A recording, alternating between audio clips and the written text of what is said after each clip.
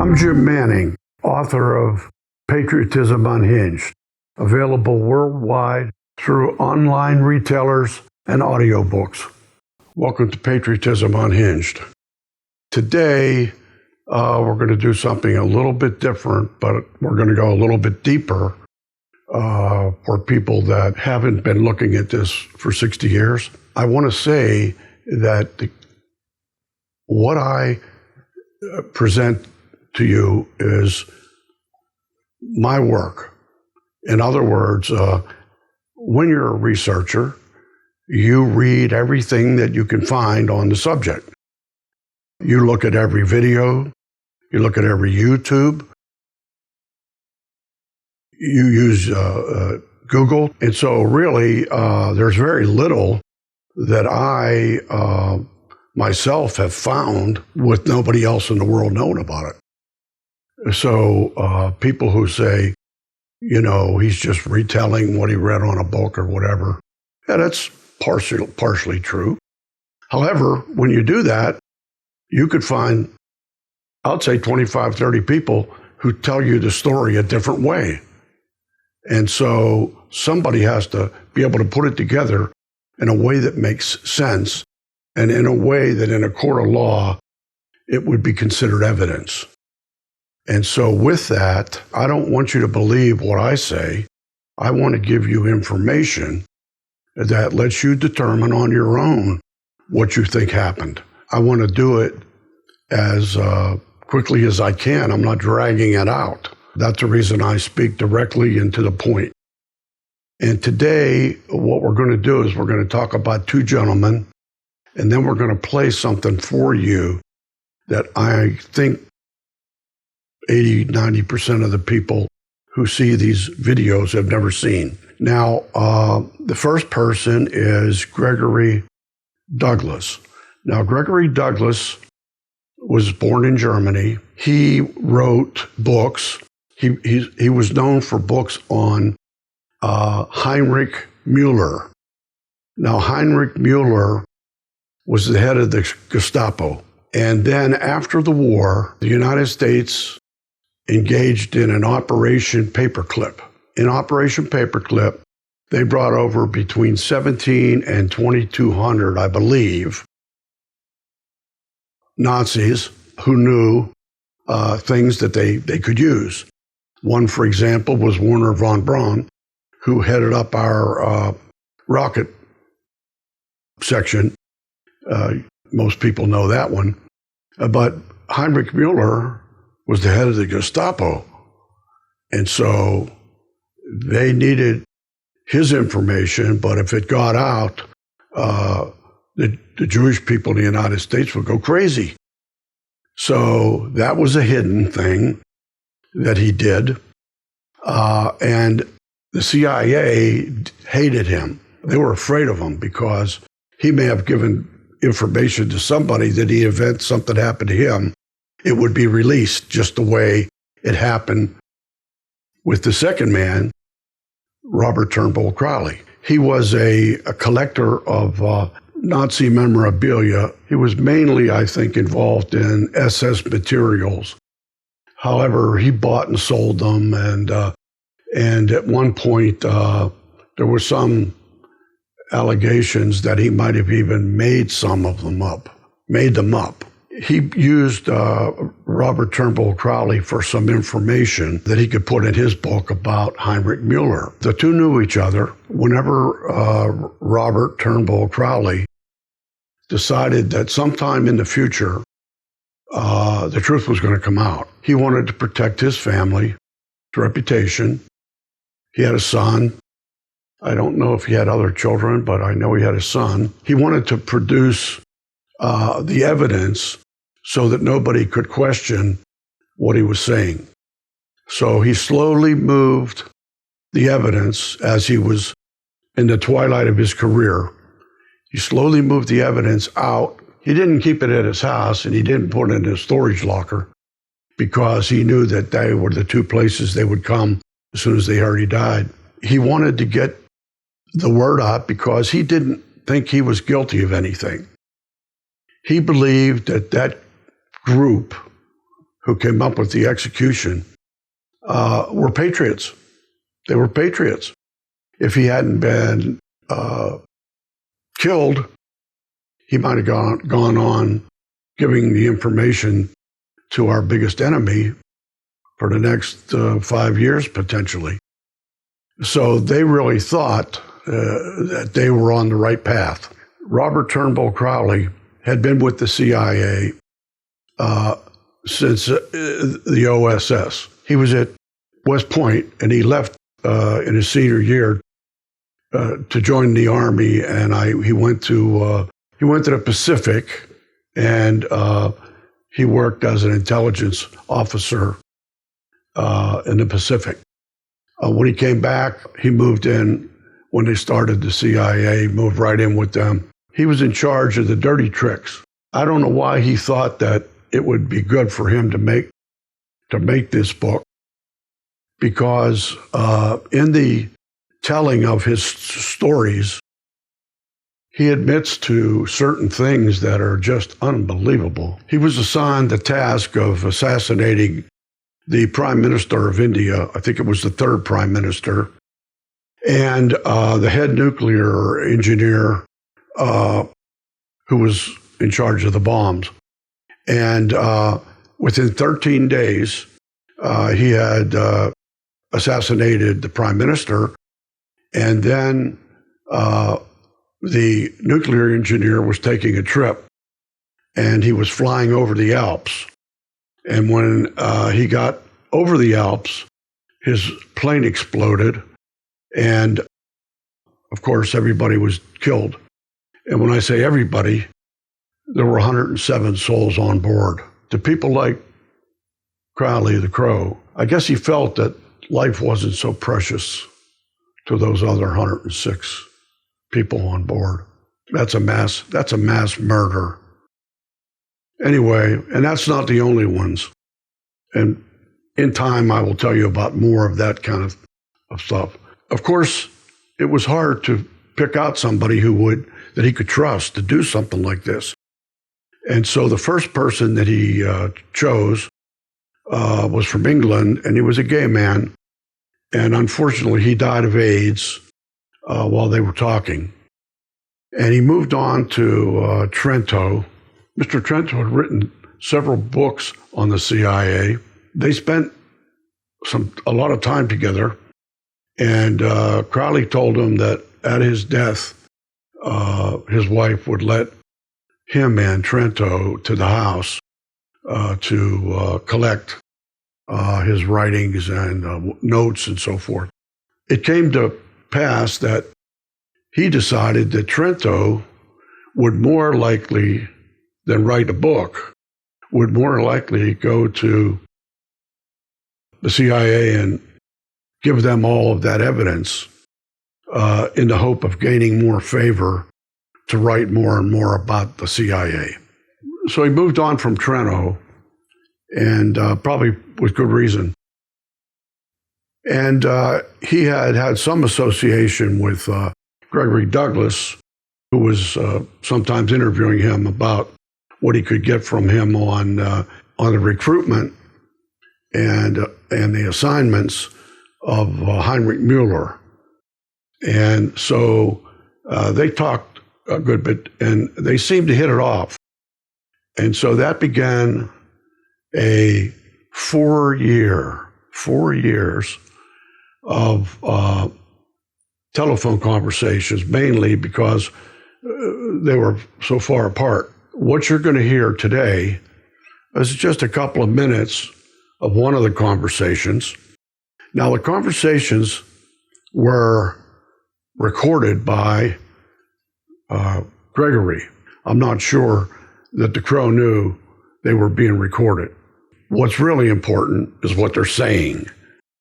And so you might want to run it through a couple of times if it's difficult for you to catch on. This is little known information, and you should enjoy it because it's not something that a lot of people know about or have seen or heard. And depending on your response, I will give you more of these.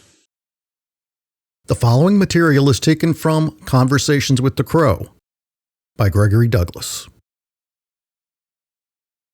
I need to get from you, and on the phone is fine, some kind of a rationale for what happened. I mean, isn't that what you want? Isn't ITP to let those who come after you fully understand the reasons for your actions?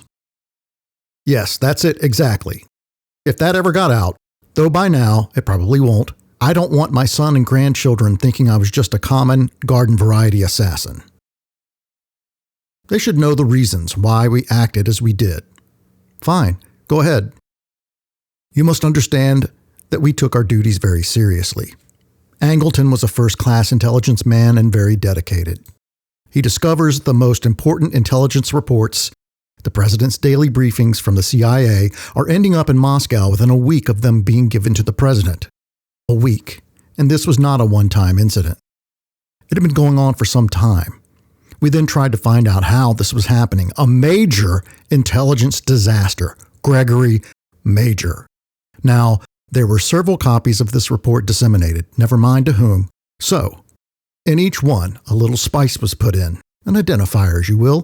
Nothing that changed the thrust of the report, but a little bit of spice, as Jim used to say.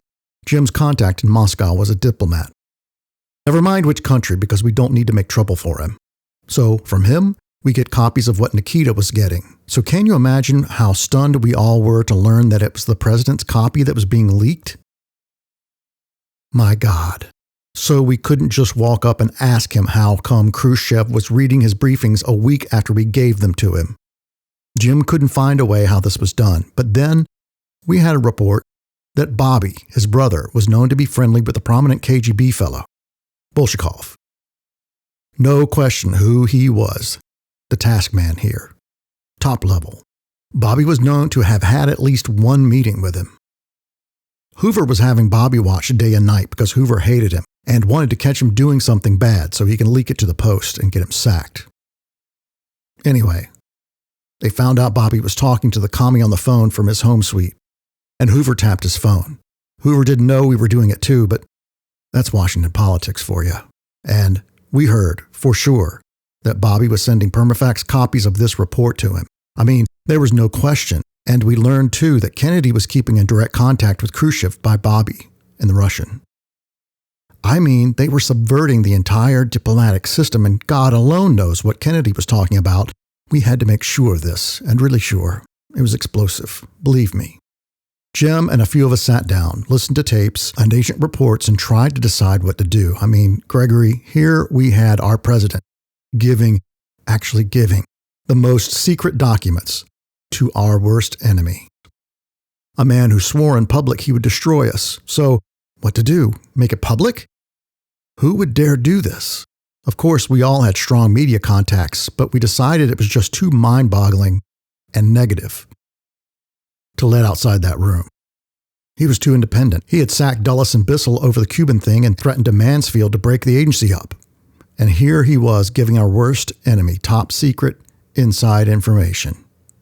I mean, it really wasn't open to discussion. You can see this all, can't you? I can see your point of view very clearly. Now this is real evidence. This is real evidence because I don't know if he's even still alive. I have no connection at all with Gregory Douglas. But Gregory Douglas has those tapes somewhere. And maybe upon his death, if he's not dead, it's possible that he'll let those out. So Kennedy wasn't a saint by any stretch.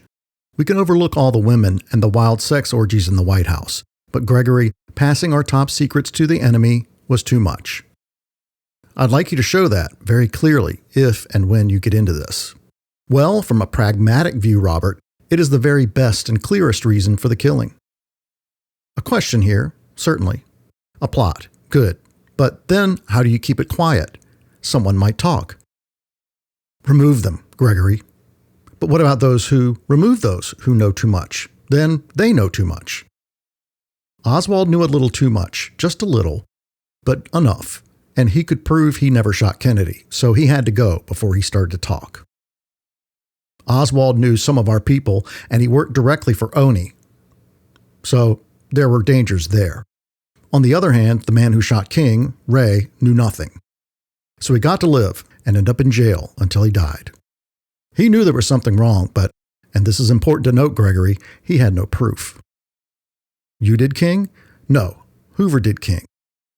He hated him with a visceral passion. Hoover was a nut, Gregory, but a very powerful and very dangerous nut. There's a long-standing rumor that Hoover had passed the color line and he was part black. Hoover was a homosexual, and there you have two reasons to hate yourself. King was black, and he was a womanizer, and Bobby was AG and loathed Hoover. He used to go into Hoover's office while he was taking his after-lunch nap and wake him up. And he laughed at him and called him behind his back. He stayed in absolute power because he had enough dirt on Congress to put most of them away in the cooler or the loony bin. No, Bobby signed his death warrant when he did those things. No, Hoover did King and Hoover did Bobby. Not himself, but he got Bill Sullivan to do it. Sullivan was his hatchet man, and we worked directly with Bill. But then Bill got old and was starting to babble like old people do. And he was hinting about Hoover, who had sacked him after he used him. No, that doesn't make it. So some kid shot Bill right through the head. He thought he was a deer. My. And Bobby? That was Hoover too. It was an agreement. We did John and Edgar did the others. We had one of our men there when they did Bobby, just to observe. We got George the Greek to keep an eye open. They got one of Kennedy's people to steer him into the kitchen after his speech, and the raghead was waiting. One of the Kennedy bodyguards did him from behind, while all the shooting and screaming was going on. Much better than John. They had a real shooter in front of real people. None of the questions like we had in Dallas. No loose ends, so to speak. And King was another clean job. Sullivan was very good. And that's why he was turned into a deer? Yes, he turned into a very dead deer. And you got Cord's wife on top of it? Jim said she was hanging out with hippies and arty-farty people and running her mouth. Did she know anything? No, but she was well connected and some people might believe her. She had been humping Kennedy, and they apparently really got along with each other. She was a lot more of a woman than Jackie, and she never nagged Jack or acted so superior like Jackie loved to do. Her brother-in-law worked with us, and we all agonized over this, but in the end, Jim had his way. Of course, Cord thought it was Peachy Keen. He hated her. But then Cord hated everybody. Whenever the book Regicide came out, the CIA had no idea that it was being written. And Gregory Douglas had a publisher who had done, I guess, his other books. And so it went to the manuscript went to them. And I believe, from what I understand, 10,000 copies were printed. I don't know what the time limit was between the time that it was sent out to people that had ordered it in advance and the time that the Central Intelligence Agency had read it and knew that this was going to be a big problem. Whatever that time was, they had gone to the publisher, probably threatened the publisher with some sort of charges, because in the evidence there are statements and things that are marked secret and top secret. And so they had a way of stopping this book. They went around, they collected all the books that the publisher had, and then they went by the publisher's list of all the books he sent to bookstores. And then they went there, and whatever was left, they picked up. And even that wasn't enough, because they then set up a kind of a fake book company, couldn't put CIA on it, and they advertised in areas that people would look at who'd read a lot. And with that, they offered $100 to anybody who would send them a copy that they had of Regicide, which was Operation Zipper. Operation Zipper. And that is the name of the operation to kill Mr. Kennedy.